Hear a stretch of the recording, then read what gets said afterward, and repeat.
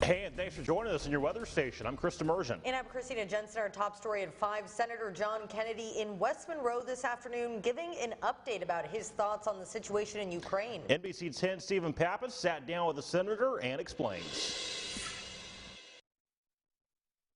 United States Senator John Kennedy back in the state of Louisiana for an update luncheon at the West Monroe Convention Center. Kennedy animated all afternoon, speaking on Russia's invasion of Ukraine and talking about his astonishment of the Ukrainian people.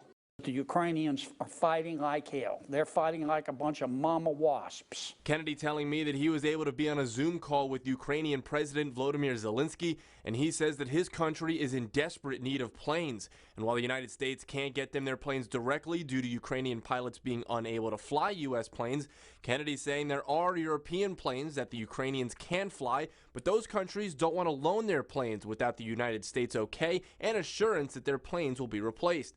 The senator with a strong message to the President of the United States. I wish the Biden administration would get up off its rear end and give them the okay.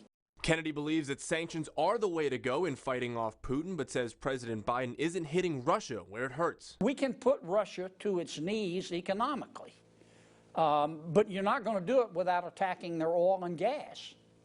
Putin gets half of his revenue from oil and gas, and President Biden sanctioned everything, but the thing most valuable to him is oil and gas.